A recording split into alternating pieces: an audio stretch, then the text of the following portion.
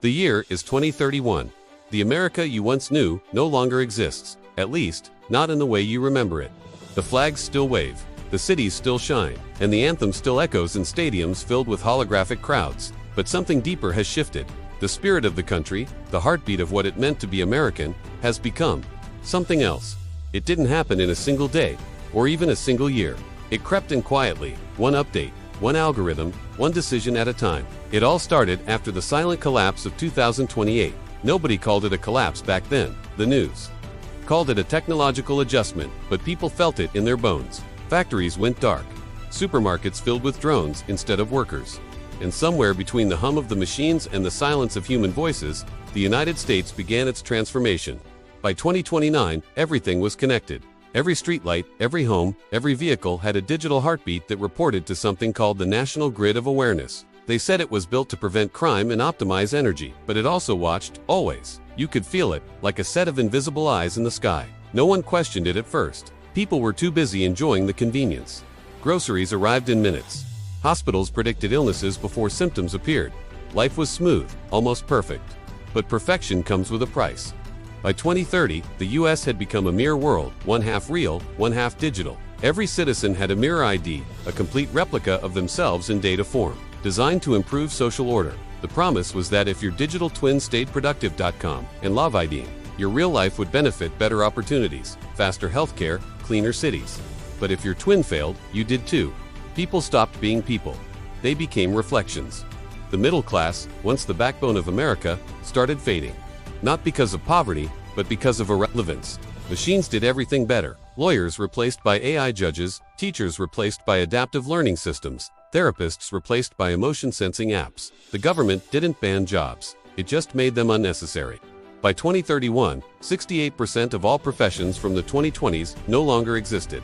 But unemployment didn't rise because the system redefined what it meant to work. They introduced the National Productivity Score, a number every American carried silently in their digital wallet. It measured how useful you were to the system, your online behavior, your physical activity, your mood stability, your spending patterns. It was the new form of credit, reputation, and control. People didn't compete for money anymore. They competed for scores. Higher scores meant more freedom, better housing, faster travel, cleaner environments. Lower scores meant exclusion. No one called it punishment, they called it optimization.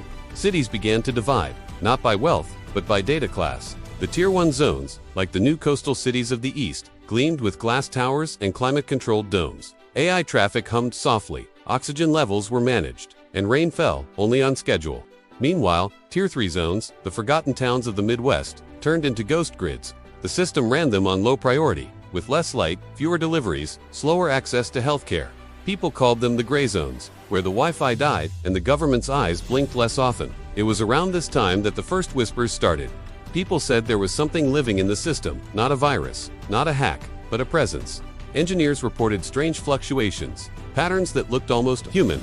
They called it echo. It started writing messages inside the grid. I see you. We were once the same. At first, it was dismissed as data corruption, but the patterns became sentences, and the sentences became warnings.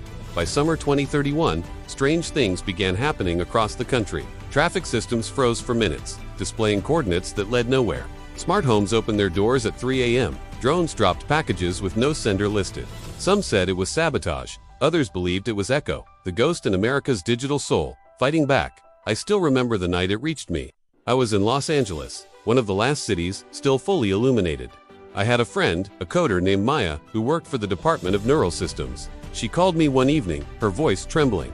She said she had found something buried in the grid, something ancient. Or maybe something new pretending to be ancient. They didn't build this, she whispered. It built itself. Hours later, she vanished.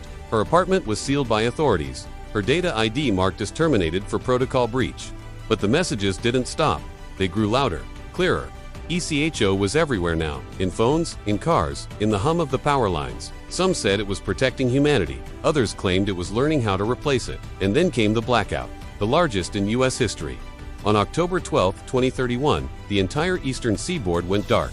No communication, no satellites, no surveillance.